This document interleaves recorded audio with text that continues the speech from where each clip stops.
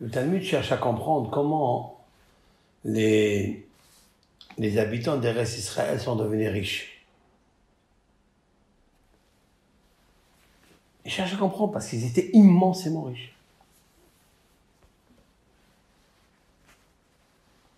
Nous allons voir ensemble quelques anecdotes. Quels sont les mots qui ont été écrits dans le Talmud, et de là on développe un sujet très comme des codes. Comment devenir riche? Quelle est la recette?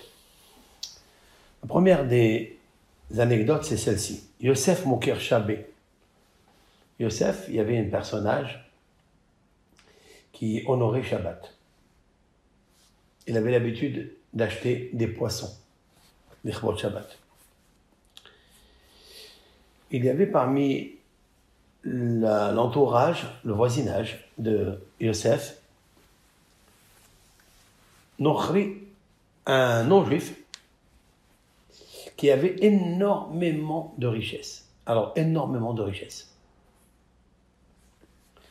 Ils lui ont dit, les astrologues, toute ta richesse, tous tes moyens, tous tes biens, c'est Yosef. C'est ce fameux Joseph, qui honore le Shabbat. Ils lui ont dit comme ça, qui honore le Shabbat, va tout récupérer. Ça veut dire que tout va tomber entre ses mains. Qu'est-ce qu'il a fait? Comme lui, il croyait donc à l'astrologie conventionnelle, il a cru. Autrement dit qu'il y a une prédestination astrale qui exerce sur la personne qui croit. La personne qui ne croit pas, il peut récuser, il peut refouler cela. Mais lui, il n'avait pas le Hachem Ehad ou Shmo Ehad. Le nom de Hachem, un. Kadosh Baruch Hu, l'Éternel, il peut tout bouleverser et infléchir. Juste s'il réfléchit. Avant de fléchir. Avant de tomber. Il lui a dit donc les Chaldéens, qui étaient des grands astrologues, c'est vrai, tu vas tout perdre. Et tout va aller entre les mains de ton voisin, celui-là. Il a dit, lui? Ils ont dit oui. Mais ils lui ont précisé. Yosef, Mokir Shabbat, parce qu'il honore le Shabbat. Quel est le rapprochement qu'il y a entre ces deux choses? Azal, Zavinu, Likoule, Onirse. Le Talmud dit qu'il est parti, il a vendu tous ses biens. La première faute qu'il a faite. S'il avait gardé l'immobilier, parce que Yosef, il va manger l'immobilier. Lui, par la peur, et c'est ça qui est drôle ici.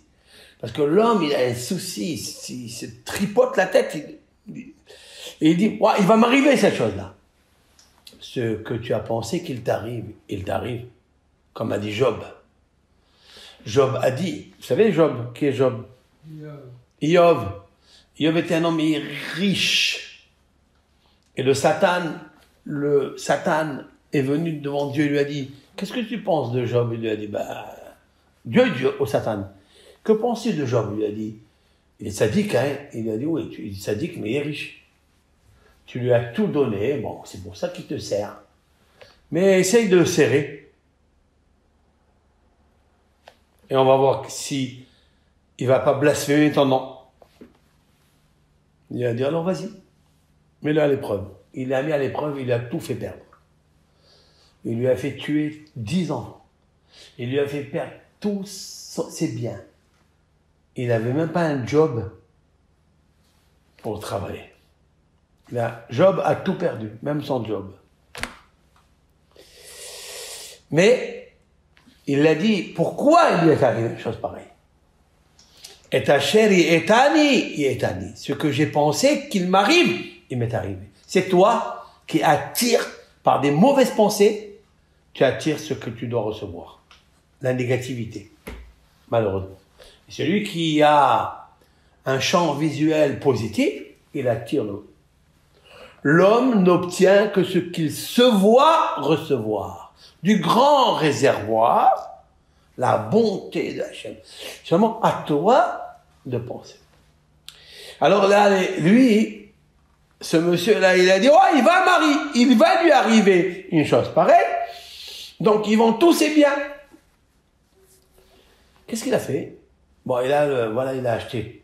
Il a tout vendu. Il a maintenant de l'argent. Qu'est-ce qu'il fait avec cet argent? Zavan Behu Marganita. Il a acheté une pierre précieuse très, très, très belle. Et il l'a mis dans son chapeau. Il avait un chapeau de paille. Il y a qui explique qu'il a serti le chapeau à l'intérieur de chaînes en or et en diamant. Et à l'intérieur de la paille, il a caché la pierre précieuse. Il a dit maintenant, qui va venir me chercher? Elle est sur moi. Elle est sur lui. Donc elle est en sécurité. Un jour, il passe devant un fleuve et un vent très très fort a fait voler et survoler et voler sur son chapeau de paille. Et il est resté sur la paille.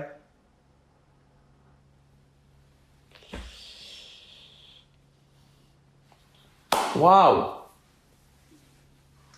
Bal'e Kavra. Le chapeau de paille, il arrive dans la bouche d'un gros poisson.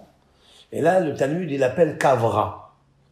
Il donne un nom un petit peu significatif, kabbalistique, que je voudrais, par l'informatique, relever quelque chose dedans. Kavra. Kavra, c'est dag. En araméen, Kavra, c'est poisson. Mais le Talmud a l'habitude de mélanger des fois des langages araméens avec les langages hébreux. Et là, il se prive du mot dag. Il dit pas le mot dag, il dit kavra. Ok. Donc le poisson a avalé. Vous imaginez que quand le poisson, il mange pas les pierres précieuses, il mange la paille. Mais en même temps, il a avalé la pierre précieuse. Elle est dans le ventre du poisson. Askoura. Qu'est-ce qui s'est passé? Il y a des pêcheurs qui étaient justement à cet endroit-là, avec le filet, ils ont monté ce gros poisson, ils l'ont amené vendredi un peu avant la rentrée du Shabbat. Ce jour-là, ils se sont dit, qui va venir nous acheter ce gros poisson? Alors, ils ont demandé à des clients, on dit, qu'est-ce qu'il veut acheter ce poisson? On dit, non, il faut beaucoup d'argent pour ça. On n'a pas une grosse famille, mais il y a, regardez les mots, Manzavin qui acheta, qui va acheter maintenant à cette heure-là. Amréléou, ils lui ont dit, Zilou, Amtou, Yegabé, Yosef, mon Christ. Vous savez, il y a un homme ici qui honore le Shabbat, le samedi, il veut le gâter à ce Shabbat. Il habite ici. Allez-y, lui proposez. Des ragil des avines. Il dit, il a l'habitude, ils lui ont ajouté, il s'appelle Yosef Mokir Shabbat, des ragil des avines. Il a l'habitude d'acheter. Ça veut dire, habitude d'acheter. Peut-être il a l'habitude d'acheter des petits poissons. Et qui me dit qu'il va m'acheter ce gros poisson? Non, il a l'habitude d'acheter. Même des gros poissons. En fait, peut-être il a l'habitude d'acheter des petits poissons. Mais quelqu'un qui a l'habitude de faire la même mitzvah, le même commandement avec amour pour Hachem, pour le Shabbat, Dieu lui met dans son cœur d'acheter même des gros poissons qu'il n'a pas l'habitude. Parce que ce n'est pas les poissons qu'il achète, c'est le Shabbat qui a son poids qui est très intéressant. C'est l'amour d'aimer le Shabbat. Et cet amour attire la richesse. Alors il dit, Amtouine, elle est amenée lui. Zavne. Qu'est-ce qu'il a fait, Yosef? Il a acheté ce poisson. Karaeh, il l'a ouvert. Ashkarah beh marganita, et il trouve à l'intérieur du ventre la pierre précieuse. Zavne bitli saraïlata de dinareda. Il l'a vendu avec 13 des vases remplis, 13 vases remplis de louis d'or. 13 vases. Chaque vase avait une somme colossale. Mais ces vases remplis de dinarés d'argent. Et en une fraction de seconde, il s'est enrichi. Pagabé à où ça va. il a rencontré ce vieillard. C'est qui ce vieillard? Lorsque le Talmud nous cite dans l'anonymat, c'est Eliyahu Navi.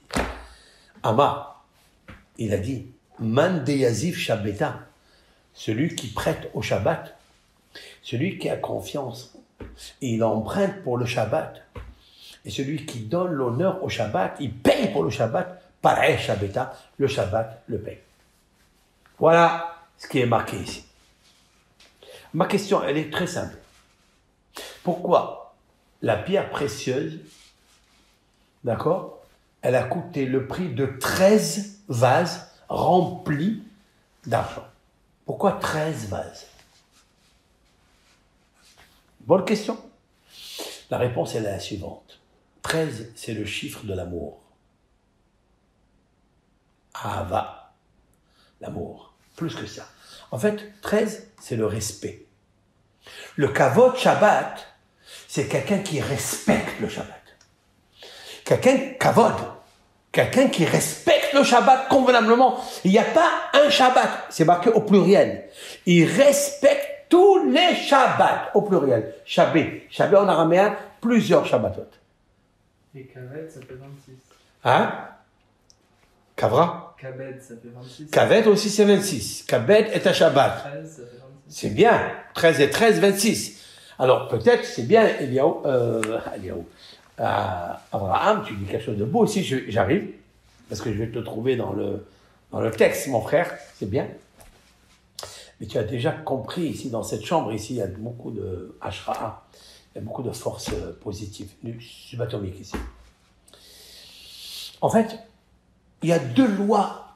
Pour expliquer ça, voici ma pensée. Dans le Shabbat, il y a deux notions. Il y a le Zachor et il y a le Shamor. Il y a le souvenir du Shabbat. Souviens-toi du jour du Shabbat, c'est-à-dire quoi? Comme l'académie de Beth Shammai qui s'occupait depuis dimanche. Donc on est après Shabbat. Après samedi. Dimanche, ils s'occupaient déjà de trouver la meilleure bête, vache, taureau pour le Shabbat. Ça s'appelle souviens-toi du Shabbat. Et Kabed est un Shabbat, achète-lui des pommes et habille-toi avec des vêtements, pas comme la semaine. Parce que celui qui est habitué à cuire, à faire des cuissons pour son maître avec des habits, vous savez qu'il y a les buées, la transpiration des marmites qui rentrent dans les habits, ça sent pas tellement bon. Il va pas le servir quand il va lui amener le vin, avec le même vêtement. Parce que son propriétaire, son patron, son roi, il va sentir les mauvais habits, il va changer. Les habits que tu as mis la semaine, le jean, le pantalon troué, tous ces trucs-là qu'on met, ne le mets pas pour le Shabbat, parce que tu vas servir à Kadosh Baruch Hu avec une autre façon. Ça, c'est le kavod du Shabbat. Donc, dans le Shabbat, il y a 13 et 13. Un 13, c'est un amour, un respect, le chiffre 13, pour l'honneur du Shabbat et pour le souvenir du Shabbat. Alors, quand on a un bon souvenir, on a investi énormément et on voit les souvenirs. Et là, toute cette marganita, cette belle pièce, elle est tombée dans la bouche, dans le ventre de Kavra. Kavra. Qu'est-ce que tu lis dans Kavra? Je vais te lire Kavra. Comment ça s'écrit Kavra? Et pour moi, c'est sublimissime. La Torah, elle est émette, elle est vraie, elle est magnifique, elle est majestueuse, lumineuse. Je vais vous marquer le mot Kavra. Là, on va le marquer ici.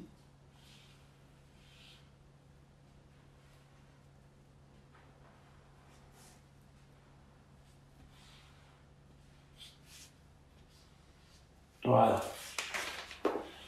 Le mot Kavra, c'est écrit comme ça. D'accord? Kavra. Kavra. Kav, Vav, Aleph, Resh. D'accord? Ou Resh, Aleph. Comme le caviar. Kav, Vav, Resh, Aleph. Hein? Vous avez le mot Chaf, Vav. C'est 26. Chaf, c'est 20. Vav, c'est 6. Il va rester le mot Aleph, Resh, Vav, or. Or, Kavav. C'est la lumière du 26. Oui. Kavra, c'est la gématria de Zachor, alors. Pourquoi? Zachor. Ça fait 233. Hein? De 1, 234. Ah, il y a un de plus. Il y a un de plus. OK? Tu vois ici? OK? 233. Chaf, Vav, 26. Il te reste, peu importe. Vav, Aleph, Resh. Il te reste le mot or. Or, 26. C'est magnifique. C'est incroyable. Pourquoi le Talmud a spécifié Kavra? C'est-à-dire en araméen le gros poisson. Fallait qu'il me dise Dan. Non. Il a voulu me dire que Hakadosh Baruch Hu s'est présenté et lui a dit au poisson, va toi, pour celui qui honore le Shabbat. C'est quoi le Shabbat? Le Shabbat, c'est le nom de Dieu. C'est le nom de Hachem Barak Shabbat. Le Shabbat, c'est la lumière, c'est le or. Il y a un poisson spécial qui s'occupe. Et c'est la raison, maintenant, je comprends pourquoi les Chaldéens, les astrologues, ils lui ont dit, sache qu'il y a un homme qui s'appelle Yosef, qui est Mokir Shabé. Qu'est-ce qu'il a à voir, lui, le non-juif, pour lui ajouter tous ces détails et ces définitions? Il va lui dire, il y a un monsieur qui s'appelle Yosef, qui est juif, qui va tout prendre, toute la richesse, elle va venir entre ses mains. Et c'est obligé de lui dire, parce que dans l'astrologie, ils ont vu que cet homme brillait dans le ciel. Ce Yosef, il était brillé, ça veut dire que même Dieu, il a rayonné à travers les astrologues pour qu'ils lui disent que par le mérite de Shabbat, il va avoir cela. Et maintenant, tu voulais dire quelque chose? Non, ça va. C'est ça, Kavra. Kavra, c'est or Kavav. C'est la lumière du 26. Et ce 26-là, il est en fait doublé. Maintenant, cet homme-là, tous les vendredis, allait acheter. Mais lui, il avait acheté, déjà, le matin. C'est marqué que l'homme, il doit se lever de bon matin, même avant la prière, pour aller chercher des bons plats, des bons mets, des plats succulents pour honorer le Shabbat. Oui. Maintenant, on parle que le poisson a été trouvé par les pêcheurs quelques minutes. On parle ici vers le coucher du soleil. Et ils lui ont dit, les gens, mais on va le vendre à qui? Il dit, allez-y, chez Youssef. Bon, très bien. Mais lui, il avait déjà fait le poisson. Il a déjà préparé par le poisson qu'il avait acheté le matin. Qu'est-ce qu'il a fait, le Rav? Qu'est-ce qu'il a fait, Youssef? Il s'est pas suffi du poisson qu'il a fait vendredi matin. Il a dit, je vais faire celui-là. Pourquoi? Parce que celui-là, il est plus gros. Je veux honorer Hachem, l'Éternel, le Shabbat, par un poisson plus grand que celui-là. Et c'est là où il trouve la margaret. Je vais te dire pourquoi. Qui est-ce qui a ouvert le ventre du poisson? C'est lui. C'est marqué qu'il a ouvert le ventre du poisson. D'accord? Parce que ses mains, Hachem a conduit ses mains pour aller trouver cette marganita, cette pierre précieuse. S'il l'avait laissé au frigidaire, et on verra pour Shabbat prochain, peut-être c'est sa femme qui va, ou son serviteur, ou celui qui est femme de ménage qui va ouvrir le truc. Qu'est-ce qui se passe habituellement quand on ouvre le ventre du poisson? On prend les entrailles, on ne veut pas attention, on jette. Il aurait perdu la pierre précieuse. Le fait qu'il a dit tout de suite, je vais l'ouvrir pour le faire Shabbat, même si j'ai préparé déjà quelque chose. Mais je veux le faire pour Kavod Shabbat, parce que je vois c'est un très beau cadeau que je veux faire pour le Shabbat. C'est là où il a trouvé la pierre précieuse. En fait, le poisson, il n'avait pas eu le temps de digérer. Le poisson n'a pas eu le temps. Il ne peut pas digérer Ah, tu dis qu'il l'aurait rejeté. Peut-être qu'il l'aurait rejeté, mais ça veut dire elle était pas encore entrée dans les entrailles. Coincé dans le ventre. Elle était encore au début.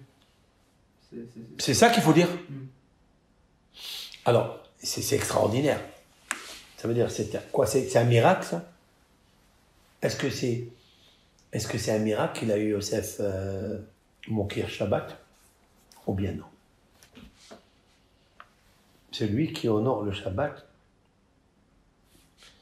Il y a des ouvertures cosmiques qui s'ouvrent pour le rendre riche. Point à la ligne.